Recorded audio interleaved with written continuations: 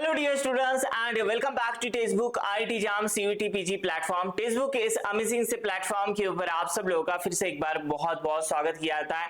आज का वीडियो आप सबके लिए बहुत ज्यादा इंपॉर्टेंट रहने वाला है। बहुत इंपॉर्टेंट बातें यहाँ पर हम डिस्कस करेंगे। How to prepare for IIT JAM 2025। जैसे कि आप सब जानते हैं IIT JAM 2025 के लिए हमारे एप्लीकेशन फॉर्म आउट हो चुके हैं।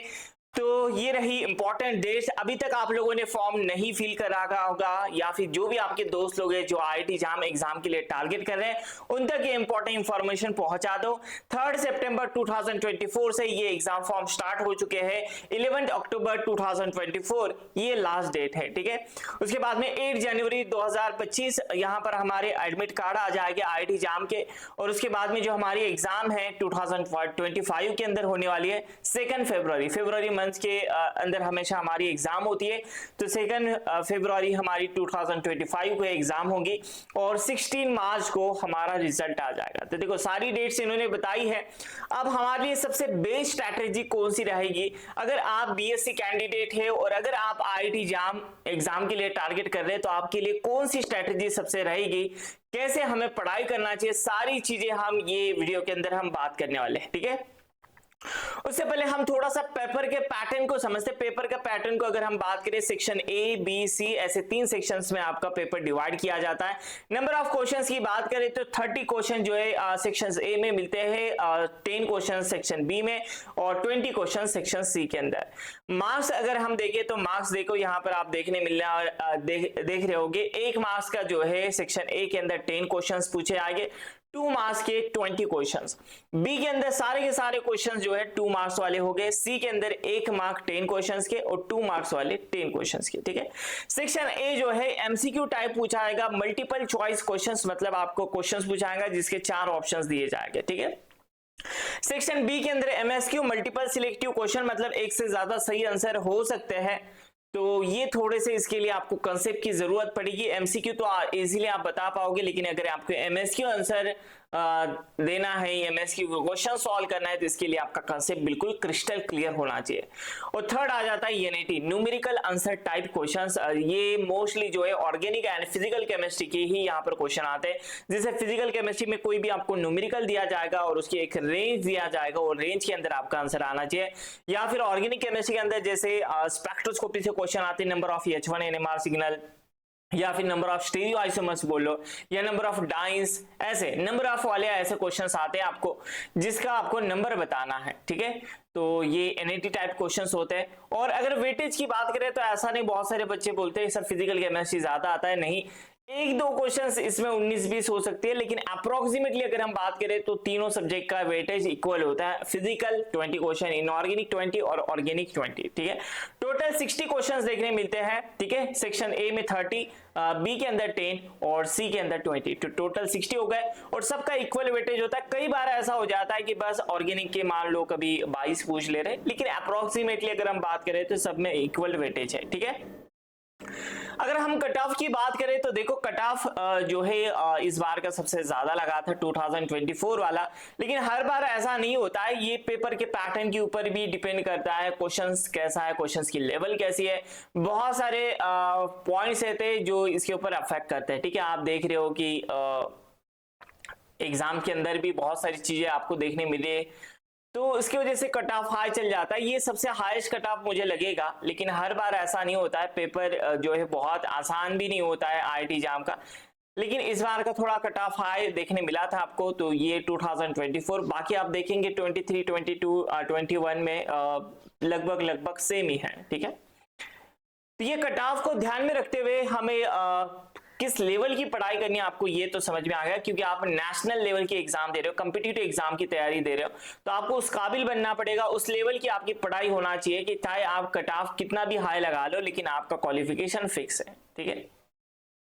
तो याद रखना, अगर आपका IIT JAM ड्रीम है तो अभी से पढ़ाई करना स्टार्ट कर लीजिए। आप पढ़ाई कैसी करनी है देखो, सबसे पहला और इंपॉर्टेंट पॉइंट आता है focus on important core concept of this syllabus, ठीक है। अब सिलेबस तो बहुत सारा वास्ट सिलेबस है, ऑर्गेनिक है, इनऑर्गेनिक पढ़ना है, फिजिकल पढ़ना है, लेकिन जहां से फ्रीक्वेंटली क्वेश्चंस पूछे जाते हैं, जो कोर कंसेप्ट है, जिसके पीछे कंसेप्ट छुआ है और जो बार बार जिससे क्वेश्चंस पूछे जा रहे हैं, आप लोगों ने देखा, अगर एनालिसिस करोगे पीवाईक्यू के अंदर तो आपको देखने मिलेगा कि डील्स अंडर रिएक्शन से बहुत सारे क्वेश्चंस पूछे गए। ऐसे अगर हम बात करें जीओसी, एसिडिटी और बेसिसिटी से क्वेश्चंस है। तो ऐसे कोर कंसेप्ट को आपको लेना है। अब पूरा सिलेबस अगर आप करने बैठ जाओगे तो भाई इसके चक्कर में हम कोर कंसेप्ट को भूल जाएंगे। तो आपको कोर कंसेप्ट के ऊपर सबसे ज्यादा फोकस करना है और वहां से ही आपको मार्क्स कलेक्ट करने हैं, ठीक है। Second important point, time table. आपका एक टाइम टेबल फिक्स होना चाहिए, ठीक है। जैसे ऐसा नहीं कि आपको बस ऑर्गेनिक ही करना है, उसके साथ में इनऑर्गेनिक, फिजिकल, क्योंकि तीनों सब्जेक्ट के बेसिस पे क्वेश्चन पेपर आती है और आपको तीनों सब्जेक्ट आना चाहिए। मान लेते कि दो सब्जेक्ट आपके बहुत स्ट्रांग है, एक सब्जेक्ट वीक होता ही है, तो भाई तीसरे सब्जेक्ट को पूरा ना छोड़ते बस के कुछ इंपॉर्टेंट पॉइंट्स ले लीजिए।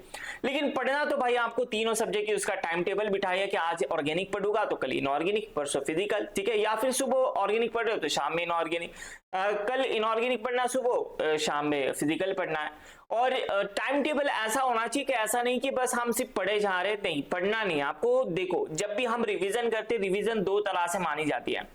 सबसे पहले तो जो भी आपके पास नोट्स है उसे अच्छे से रिवाइज करें, स्टैंडर्ड नोट्स होना चाहिए, अपडेटेड होना चाहिए, नए सिलेबस के अकॉर्डिंगली होना चाहिए, ठीक है।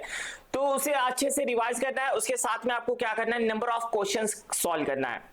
जब आप नंबर ऑफ क्वेश्चंस प्रैक्टिस करोगे और जब आप नोट्स को अच्छे से रिवाइज करोगे, तब दो चीजें साथ में हो जाएगी, number of questions plus revision, उसे इफेक्टिवली रिवीजन कहा जाएगा। नहीं तो सिर्फ हम पढ़े जा रहे और नंबर ऑफ क्वेश्चन सॉल्व नहीं कर रहे तो उसे रिवीजन नहीं कहा जाएगा। या फिर सिर्फ क्वेश्चन सॉल्व कर रहे, थ्योरी हमें पता ही नहीं कंसेप्ट क्या है, फिर क्वेश्चन रॉन्ग होते जा रहे हो, डिमोटिवेट होते जाओगे। नहीं, आपको थ्योरी, रिवीजन और नंबर ऑफ प्रैक्टिस क्वेश्चन, इसे बैलेंस करते हुए आपको रिवीजन करना है। तो उस अकॉर्डिंगली आपको क्या करना है, टाइम टेबल बनाना है। थर्ड, यहां पर अगर बात करें, practice more number of conceptual questions. आप रेफरेंस बुक के एग्जांपल सॉल्व कर सकते हैं या फिर आईआईटी एग्जाम की पीवाईक्यू लीजिए और बाकी एमएससी एंट्रांस की भी एग्जाम आप देख लेना, क्योंकि उसकी भी जो एग्जाम्स के जो क्वेश्चंस होते हैं वो अच्छे क्वेश्चंस होते हैं। जैसे जेएनयू है, बीएचयू है और बाकी जैसे अलग अलग एग्जाम के लिए जो क्वेश्चंस पूछे आते हैं उसके क्वेश्चंस लीजिए, ठीक है, और इसे सॉल्व कीजिए। हमें क्या है, बस प्रैक्टिस क्वेश्चन चाहिए, ठीक है। और जो भी क्वेश्चंस हम सॉल्व करेंगे कंसेप्चुअल क्वेश्चन, क्योंकि एग्जाम के अंदर कंसेप्चुअल क्वेश्चंस ही पूछे आते हैं, ठीक है। तो याद रखना, प्रैक्टिस क्वेश्चन आपको ज्यादा से ज्यादा करना है। जैसे प्रैक्टिस, आप लोगों ने सुना होगा, प्रैक्टिस मेक्स मैन परफेक्ट। जैसे हम मैच देखते हैं, आप लोगों ने देखा होगा कि सचिन तेंदुलकर का बहुत नाम है। तो भाई हम लोगों को बस एक दिन के अंदर उनकी सेंचुरी दिख जाती है, लेकिन उनके पीछे सालों की मेहनत नहीं दिखती है। जैसे सूर्य कुमार यादव हम सब देखते हैं, ठीक है, उन्हें 360 कहा जाता है। जैसे वो बैक साइड पुल शॉट बहुत अच्छे से, बैक साइड हुक शॉट बहुत अच्छे से मारते हैं।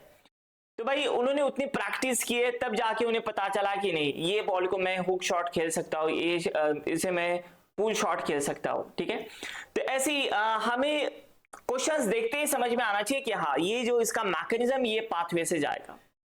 जैसे उन्हें तुरंत पता चल जाता है कि ये बॉल की स्पीड क्या है और तुरंत वो उसे पिक कर लेते हैं। जैसे रोहित शर्मा पुल शॉट मारने के लिए माहिर है, उन्हें शॉर्ट बॉल आता है, 6 चले जाता है। ऐसे समझ में आना चाहिए देखते ही कि रिएजेंट ये दिया गया है, सबस्ट्रेट ये दिया गया है, तो इससे हमें पता चल जाता है कि मैकेनिज्म कौन से डायरेक्शंस में जाएगा, कौन से पास से जाएगा, और हमें आंसर इजीली मिल जाता है। तो इसी के लिए प्रैक्टिस की जाती है, ठीक है। वो लोग भी नेट के अंदर प्रैक्टिस करते हैं और हमें क्या करना है, ऐसी ही नंबर ऑफ वैरायटी के क्वेश्चंस, अगर ठीक है ये फंक्शनल ग्रुप दिया जाता है तो क्या होगा, ये फंक्शनल ग्रुप दिया जाता है तो क्या होगा, ऐसे अलग अलग वैरायटी के, नंबर ऑफ वैरायटी के आपको क्वेश्चन सॉल्व करना है, ठीक है। और सबसे लास्ट इंपॉर्टेंट बात, रेफर दी standard reference book. IIT exam के अंदर अगर आप लोगों ने पीवाईक्यू एनालिसिस किया होगा तो क्लेडन बुक से बहुत सारे क्वेश्चंस पूछे गए, ठीक है। आप जो भी नोट्स फॉलो कर रहे हो वो आप समझने के लिए आप उसे रेफर कर सकते हैं, स्टैंडर्ड होना चाहिए। लेकिन जो एग्जाम्पल है, मैं चाहता हूं कि आप स्टैंडर्ड रेफरेंस बुक से सॉल्व कीजिए। क्लेडन है, क्लेडन के एग्जाम्पल, क्लेडन के सोल्यूशन के एग्जाम्पल, कैरेथर के एग्जाम्पल, नान्स के एग्जाम्पल, इसे आप देखिए, ठीक है।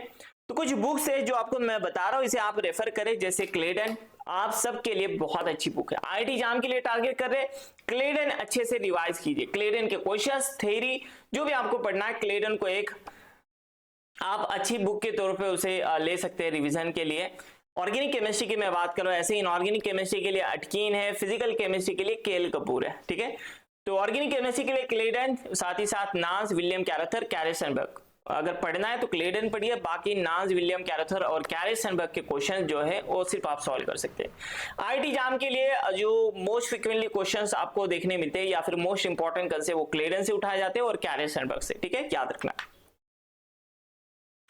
अब देखो ये हमारा सिलेबस है फिजिकल केमिस्ट्री का। तो फिजिकल केमिस्ट्री के अंदर अगर हम बात करें तो सबसे इंपॉर्टेंट टॉपिक कौन सा है, तो सबसे इंपॉर्टेंट टॉपिक आपका बन जाता है केमिकल काइनेटिक्स, ठीक है। जो कोर कंसेप्ट की मैं बात कर रहा था, तो कोर कंसेप्ट हमें पता होना चाहिए, chemical and physical equilibria, chemical thermodynamics, ठीक है। उसके बाद में आ जाता है आपका सॉलिड स्टेट।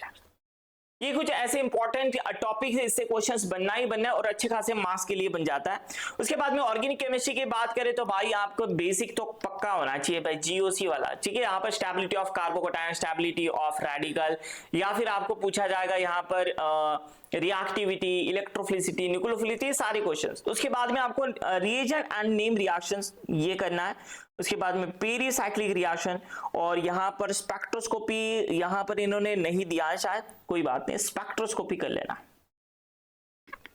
जिसके अंदर बहुत क्वेश्चंस आते हैं। Number of H1 NMR signal, ये मोस्टली आपको पूछा जाता है, तो ये एक टॉपिक कर लेना, ठीक है। अगर आपको इसके अंदर भी ये टॉपिक के अंदर भी सब टॉपिक चाहिए कि सर इसके अंदर कौन सा इंपॉर्टेंट टॉपिक है, जैसे जीओसी के अंदर कौन कौन से इंपॉर्टेंट टॉपिक, सब टॉपिक पूरा जीओसी करना चाहिए क्या, अगर इसके ऊपर आपको वीडियो चाहिए तो आप मुझे कमेंट बॉक्स में जरूर बताएं। हर एक टॉपिक के मैं आपको सब टॉपिक निकाल कर लेकर आऊंगा पीवाईक्यू एनालिसिस करके, ठीक है। इनऑर्गेनिक केमिस्ट्री में हम सब जानते हैं केमिकल बॉन्डिंग एक बहुत ही इंपॉर्टेंट टॉपिक है, यहाँ पर स्ट्रक्चर पूछा जाता है। उसके बाद में transitions element, main group element, और उसके बाद में आ जाता है आपका ट्रांजिशंस एलिमेंट, कोऑर्डिनेशन कंपाउंड, ठीक है, कोऑर्डिनेशन कंपाउंड एंड ऑर्गेनोमेटालिक इसी के अंदर आ जाएगा, एंड ओएमसी, ठीक है। ये टॉपिक को आपको अच्छे से करना है। तो ऑर्गेनिक, इनऑर्गेनिक, फिजिकल, तो ये हमारा एग्जाम का पैटर्न है, ये मैंने बताया। तो मैंने यहाँ पर जितने भी इंपॉर्टेंट चीजें आप सबको डिस्कस की, ये पॉइंट्स को आपको अच्छे से फॉलो करना है। देखो मैं आपको फिर से एक बार बता देता हूँ क्या क्या पॉइंट्स देखें। सबसे पहले कोर कंसेप्ट, जो इंपॉर्टेंट कंसेप्ट है, पूरी सिलेबस कवर करने के पीछे नहीं लगना है हमें। जो कोर कंसेप्ट है, बार बार पूछे आ रहे मोस्ट रिपीटेड कंसेप्ट है, उसी के ऊपर फोकस करना है और उसी से ज्यादा मार्क्स कलेक्ट करना है। दूसरा हमने देखा टाइम टेबल बनाइए, सारे टॉपिक को आपको इक्वल वेटेज देना है। उसके बाद में आपका एक टाइम टेबल होना चाहिए रिवीजन का, नंबर ऑफ क्वेश्चंस का। मैं चाहता हूं कि जो रिवीजन है आप मॉर्निंग में करें, और जो आपको लगता है जैसे दोपहर में थोड़ा सा पढ़ने का मन नहीं करता, वो टाइम पे आप प्रैक्टिस क्वेश्चंस करें, ठीक है। प्रैक्टिस नंबर ऑफ क्वेश्चंस, ये सबसे इंपॉर्टेंट है, ये बहुत ज्यादा इंपॉर्टेंट है। अगर आप कितनी भी थ्योरी कर ले और आप नंबर ऑफ वैरायटी के क्वेश्चन सॉल्व नहीं कर रहे हो, कहां ना कहां जाकर आप फंसोगे, ठीक है। फोर्थ, स्टैंडर्ड रेफरेंस बुक को आपको फॉलो करना है, ठीक है। आईआईटी एग्जाम 2025 से रिलेटेड अगर कुछ भी अगर आपको क्यूरी रहती है, या फिर अगर आपको सब टॉपिक, जैसे अभी हमने जो टॉपिक्स देखे, अगर इसमें सब टॉपिक अगर आपको चाहिए, कुछ इंपॉर्टेंट क्वेश्चन चाहिए, तो आप मुझे कमेंट बॉक्स में जरूर बताएं। उम्मीद करते हैं आप सब लोगों को ये जो स्ट्रैटेजी है, यहाँ पर जो भी इंपॉर्टेंट पॉइंट्स बताए, ये अच्छे से समझ में आए। ज्यादा से ज्यादा अपने दोस्तों के साथ मैसेज जरूर शेयर करें। Thank you so much for watching and happy learning. Take care everyone and see you again in the next video.